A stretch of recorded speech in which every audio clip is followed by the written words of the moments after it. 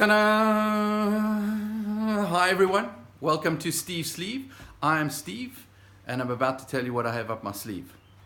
But before I do, so this is my sleeve here, I've got something up, I'm going to tell you about it now. But before I do that, you probably want to know who I am, why I look like a space cadet or a fruitcake or whatever is coming to your mind as you observe my most amazing appearance. And no, this hanging around my neck is not a pentagram.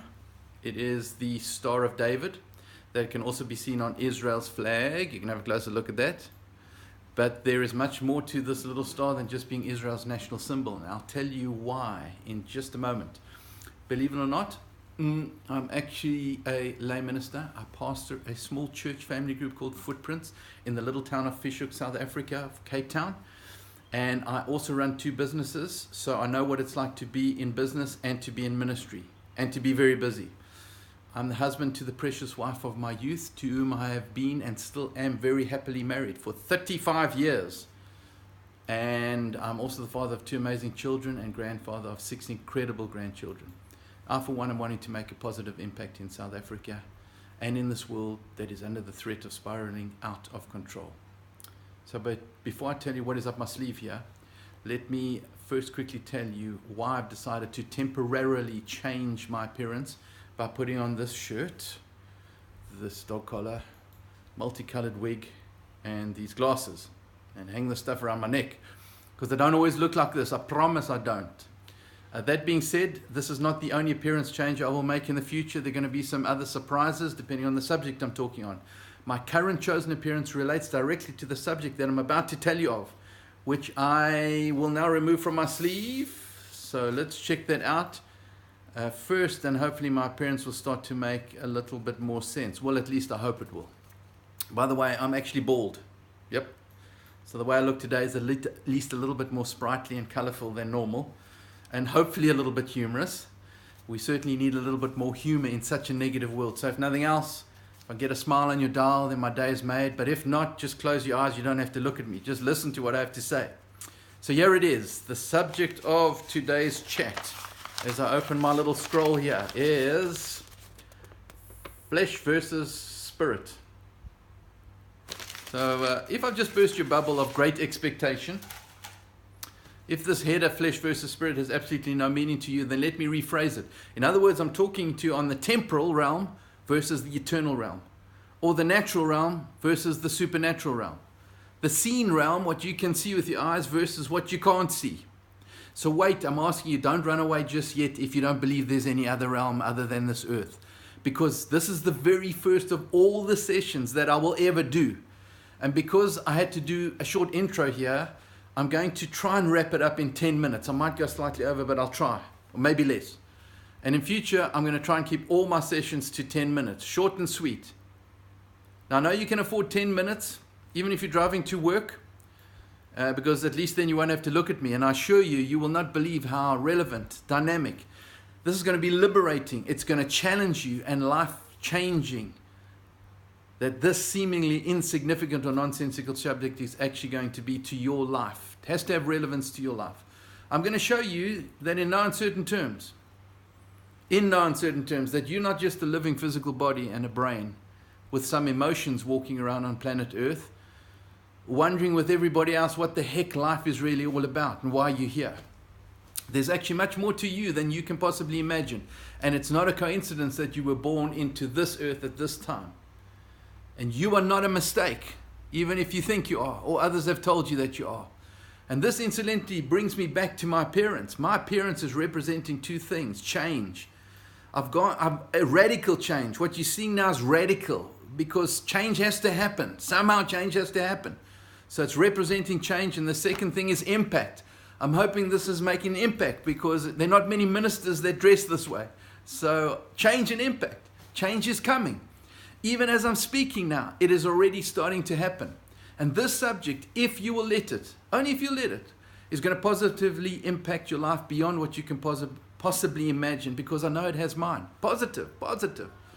So with change being the focal point, get ready. One thing I can promise you is this subject is going to make you either glad or mad. But it's not going to leave you the same. And I'm hoping if you go mad, you'll get glad eventually. It's going to reset you or it's going to upset you. If it's upset you, just give it some thought and change. But reset yourself if you need to. And if you're still watching this, and you really don't believe that there is an unseen spirit realm, if you really do not believe that there is a God, or if you do not believe that beyond physical death there is an eternal spiritual existence, then I'm going to tell you now just quickly why there is absolutely every reason on earth for you to at least listen to what I have to say.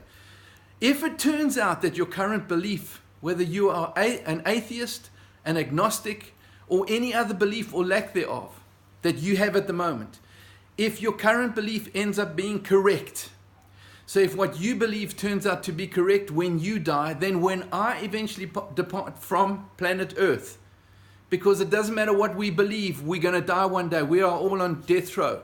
But if you're right and I'm wrong, irrespective, when we die and you are right and I've been wrong, I will lose nothing.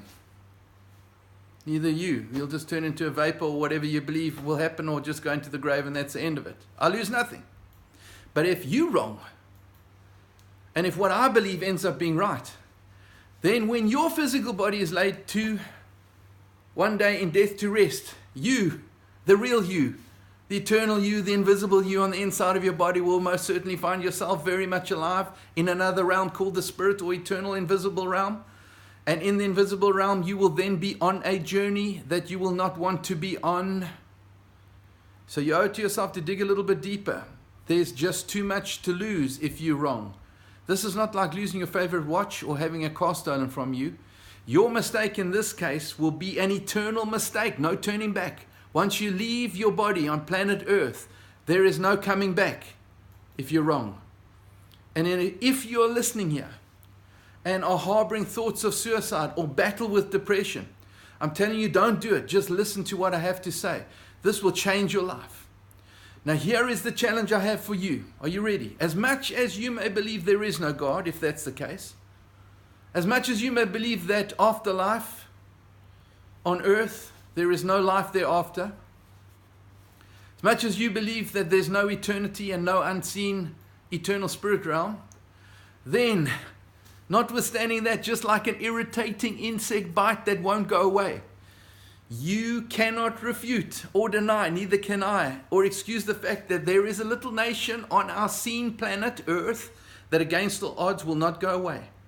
And it keeps on drawing international attention to itself.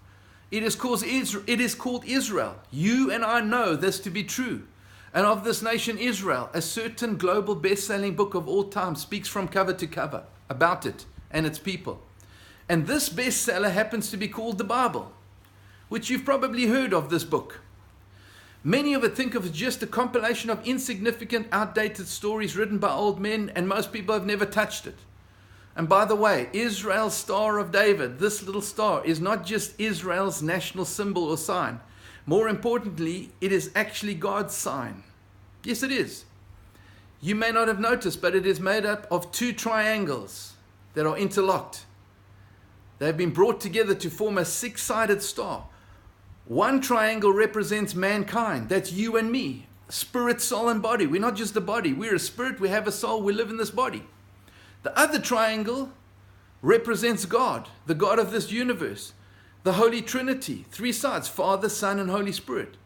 And these two have been brought together and interlocked to form the Star of David, or God's sign.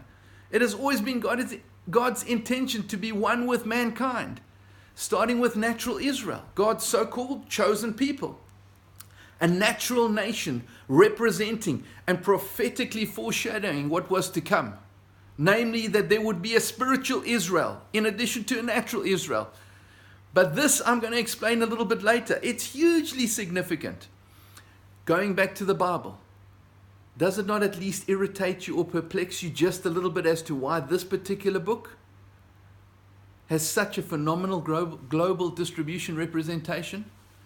And not only that, represented in every chapter of the Bible is a certain person, every chapter, whose name for so many is only known as a swear word in movies or in the street when you meet people. Yeah, very interesting. And although there's more historical evidence of his past existence on our planet than what there is of Julius Caesar, most will either deny or turn a blind eye to his existence. and what he had to say about the subject of flesh versus spirit, the temporal versus the eternal. And so as I end session 1 here, please make sure you get to listen to session 2, 3, 4, 5, 6. I'm going to do quite a few sessions on this subject. As soon as you get the time to do it. And if you need to listen to those sessions, which you don't quite listen to them a couple of times, it'll be worth your while. This is Steve. I'm Steve. Yes, I'm of Steve Sleeve. And I'm saying goodbye until session 2. I'll see you then.